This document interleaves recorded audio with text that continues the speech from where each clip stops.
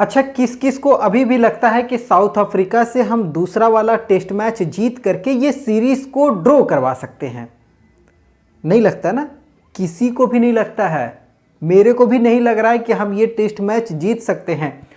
उस test match में जहां पर एक समय लगा था कि हम साउथ अफ्रीका को लगभग 320-25 के स्कोर पर रोक देंगे, डे 1 में जिस तरीके से छठा विकेट गिरा था, भाई साहब बहुत उम्मीद जगी थी कि हम साउथ अफ्रीका को एक ऐसे टोटल पर रोकेंगे जहां पर उस टोटल को हम सरपास कर सकते हैं, मतलब हम 200-250 रन की लीड आराम से ले सकते हैं। लेकिन वो साउथ अफ्रीका ने दिखाया कि कैसे इंडियन स्पिनर्स को और इंडियन फास्ट बॉलर को कैसे टेकल करना है इंडिया में आकर के। अगर मन में इच्छा हो ना और अगर बैटिंग का जज्बा हो तो मार्को जैनसन जैसा और मैक्सुमी जैसा बैट्समैन गेंदबाज जो है एज ए ऑलराउंडर खेल रहा है, ये लोग भी शतक बना करके अपनी टीम को एक ऐसे स्टेबल पोजीशन पर ले करके जा सकता है जहां से हार जो है वो साउथ अफ्रीका की झोली से निकल करके अब टीम इंडिया की झोली में आ गई है। मतलब यार आप सोच करके देखिए कि हमारे लिए ये सीरीज कितनी इंपॉर्टेंट है। हम WTC के उस साइकिल में है जहां पर हमारे लिए हर एक हार WTC को दूर कर रही है। शुभमन गिल पहले टेस्ट मैच में टॉस को लेकर के कि हम सीधे WTC के फाइनल में ही टॉस जीतेंगे, भाई साहब उसके लिए आपको हर एक सीरीज को जीतना पड़ेगा, हर एक मैच को जीतना पड़ेगा और हर एक मैच आपके लिए फाइनल है। आप 123 रन नहीं बना पाए, 123 उस साउथ अफ्रीका बॉलिंग लाइनअप के सामने जहां पर मात्र 2 स्पिनर थे, और तो अब आपके पास तीसरा स्पिनर है नाक में दम करने के लिए। मैक्सुमी भाई साहब शतक बना करके जा रहा है। आपकी बॉलिंग की पूरी तरीके से बखियां अगर उधेड़ना अगर किसी को कहा जाता है तो वो कहा जाता है जिस तरीके से साउथ अफ्रीका के गेंदबाजों ने बल्लेबाजी करके दिखाया है। आप शुरू से लेकर के अंत तक देख लो, कोई भी ऐसा बल्लेबाज नहीं है जो दहाई का आंकड़ा न पहुंचा हो। भाई साहब Adam Markram 38 run, Ryan Rickelton 35, Stubbs 49, Bavuma 41, Tony Zorzi 28, Mulder 13, मैक्सुमी 109, Verreynne 45, Marco Jansen 93 run Marco Jansen. Keshav Maharaj भी भाई साहब नाक में दम करके गया, 12 रन वो भी बना करके गया। दूसरा दिन पूरे मैच से पूरी सीरीज से हमको कैसे बाहर कर रहा है वो साउथ अफ्रीका ऑलराउंडरों ने दिखाया कि कैसे बल्लेबाजी करके आप इंडिया को इंडिया में ही बाहर कर सकते हो। मैच यहाँ से तो हम नहीं जीत सकते हैं क्योंकि आप साउथ अफ्रीका का 489 का स्कोर है। 489 को अगर आप पीछा भी करोगे, ये 2 दिनों का स्कोर है, 2 दिन बैटिंग की है। मुश्किल से टीम इंडिया को 6 ओवर की बल्लेबाजी करने मिली थी और 6 ओवर में हमने 9 रन बनाया है। अब हमारे पास बचा है 3 दिन। इन 3 दिनों में हर दिन लगभग 10 से 12 ओवर पहले मैच खत्म हो रहा है, मतलब 5 दिन अगर ये मैच चल रहा है तो 12 का एक एवरेज, 10 का ही एवरेज मान करके चलते हैं तो 10 पचे 50, मतलब आपके पास तो पहले से ही 50 ओवर और कम पड़ गए। 50 ओवर मतलब 2 सेशन आपका ख़त्म हो गया। नॉर्मल सी बात है, 2 सेशन आपका ख़त्म, मतलब वो जल्दी वहाँ पर शाम हो रही है, इस वजह से मैच भी शुरू हो रहा है 9 बजे, लगभग 4 सवा 4 तक तो मैच चल रही है, उसके बाद अंधेरा हो रहा, मैच कॉल्ड ऑफ हो जा रहा। तो हर दिन लगभग 10-12 ओवर खत्म हो जा रहा, फालतू जा रहा, मतलब वो हो ही नहीं रहा। तो 50 ओवर अब इंडिया को यहाँ पर मतलब 2 सेशन नहीं मिलेगा। अब इंडिया को मतलब 3 दिन मिल रहा है, जिसमें से अगर बात करेंगे तो टोटल 9 सेशन था। 9 सेशन में हमारे पास 2 सेशन खत्म हो चुका है, हमारे पास बचा 7 सेशन।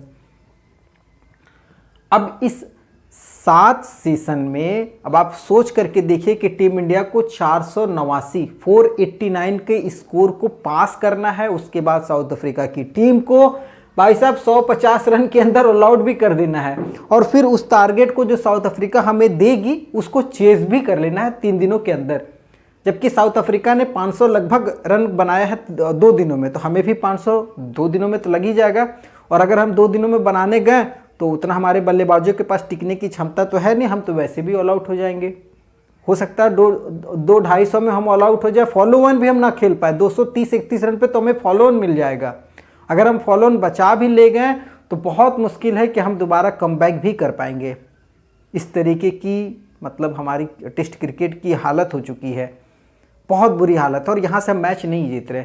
और अब ये हमें क्या, हर किसी को लग रहा हो, जो क्रिकेट को समझता होगा उसको साफ ये एहसास हो चुका होगा कि हम साउथ अफ्रीका से अपने घर में ये टेस्ट सीरीज हार गए हैं। जी हाँ, साउथ अफ्रीका हमको यहाँ पर 2-0 से हरा करके जाएगी। और किसी को भी इसमें संशय हो, डाउट हो, तो वो कमेंट बॉक्स में कमेंट कर देना। 2-0 से साउथ अफ्रीका हमें यहाँ पर हरा करके जाएगी। गुवाहाटी जहाँ पर ओपनिंग टेस्ट मैच हो रहा है वहाँ भी हम हारेंगे। और हालत आज इतनी थी कि कोई दर्शक मौजूद नहीं था उस गुवाहाटी के मैदान में। क्योंकि हमारी जो टीम है उसका परफॉर्मेंस उस स्तर का नहीं है, उस स्तर के हमारे पास खिलाड़ी नहीं है। और यहाँ तक कि कोच गौतम गंभीर ने न तो वैसे खिलाड़ियों को लाने की कोशिश भी की है जिसको आप कह सके कि ये स्पेशलिस्ट है भाई साहब टेस्ट का। आपकी टीम अभी तक फिक्स नहीं हो रही है, चाहे वो T20 की बात करेंगे, ODI की बात करेंगे या फिर टेस्ट की बात करेंगे, हर तरफ अफड़ा धपड़ी लगी हुई है। टीम फिक्स ही नहीं है, कौन खेलेगा कौन नहीं खेलेगा, कौन अगला मैच में खेलेगा, किसी को कोई जानकारी नहीं है। कब आपकी यशस्वी जायसवाल को बैठा दिया जाएगा ओपनिंग से, ये कोई नहीं जानता है। कब KL राहुल को हटा दिया जाएगा, कोई नहीं जानता है। और अब समय ये आ चुका है कि कम से कम हमें कैसे भी फास्ट खेलना पड़ेगा। इस पूरे टेस्ट मैच को अगर हम कम से कम 4 से 4.5 के रन रेट से अगर रन बनाते हैं, तब जाकर के हम मैच को अपनी तरफ मोड़ करके ये सीरीज़ को बराबर कर सकते हैं। क्योंकि यहाँ पर अगर हमारी हार होती है तो ये बहुत ही बुरी हार होगी। हमारे पास सीरीज़ जा रही है, हमारी सीरीज़ जो है वो दांव पर लगी हुई है। क्योंकि 2 ही टेस्ट मैच है, पहला टेस्ट मैच साउथ अफ्रीका जीत चुका है, दूसरा हमें जीतना है। और अगर हम नहीं जीतेंगे तो सीरीज़ हमारी गई। और अगर हम ड्रॉ भी करवा लेते हैं तो भी हम WTC में बहुत पीछे हो जाएंगे। क्योंकि आगे आने वाली बहुत सारी सीरीज़ जो वो काफ़ी टफ हैं। हमें ऑस्ट्रेलिया से भी सीरीज़ खेलनी है, न्यूजीलैंड से भी खेलनी है, बहुत टफेस्ट सीरीज़ होने वाली है। और भारत जो है लगभग ये WTC में 8 मैच खेल चुका है और हमारा जो विनिंग परसेंटेज वो मात्र 50 का। हमसे बेहतर तो साउथ अफ्रीका, हमसे बेहतर श्रीलंका की टीम है, हमसे बेहतर ऑस्ट्रेलिया की टीम है। और अगर हम ये हारे तो हम हो सकता है इंग्लैंड के भी पीछे आ जाएंगे। बहुत हालत ख़राब है यार हमारी टीम की। खैर 6 ओवर में 9 रन, उम्मीद करते हैं तीसरा दिन कुछ भारतीय बल्लेबाज जो है बेहतर प्रदर्शन करेंगे, खास करके यशस्वी जायसवाल से। KL राहुल से हमें पर्सनली कोई उम्मीद नहीं है, ना तो KL राहुल ने अभी तक कोई ऐसी पारी दिखाई है, चाहे वो आप इंग्लैंड की सीरीज़ की बात कर लो या फिर अभी भी सीरीज़ की बात कर लो। KL राहुल का अभी तक शतक नहीं आया है, जबकि इस पर कोई बात नहीं कर रहा है, कोई बात करना ही नहीं चाह रहा KL राहुल के परफॉर्मेंस को लेकर के। KL राहुल 30, 35, 40, भाई साहब आप टेस्ट मैच खेल रहे हो। टेस्ट मैच में एक समय ओपनर जो हुआ करते थे वो यशस्वी जायसवाल के जैसे 200-200 रन बनाया करते थे ओपनिंग में। वीरेंद्र सहवाग ने तो 300-300 बनाया हुआ है। KL राहुल मुश्किल से 30, 35 बहुत कोशिश करने के बाद 80, 75 इस तरीके का स्कोर बना। और ये कहीं से भी मतलब एक ओपनर बल्लेबाज को सूट नहीं कर रहा है। हमारे पास हमारा शुभमन गिल नहीं है और उसके बावजूद हम बहुत पीछे हैं इस पूरे सीरीज़ में। साउथ अफ्रीका ने दिखाया है कि कैसे आप इंडियन स्पिनर को खेल सकते हो। भाई साहब हमारे कुलदीप यादव, रविंद्र जडेजा, वाशिंगटन सुंदर विकेट लेने के लिए तरस रहे थे। मैक्सवेमी, मार्को जेनसन ने बताया कि कैसे इन स्पिनरों को छक्का मारा जाता है। मार्को जेनसन भाई साहब 7 छक्के वो लगा करके गया है, 7 छक्के।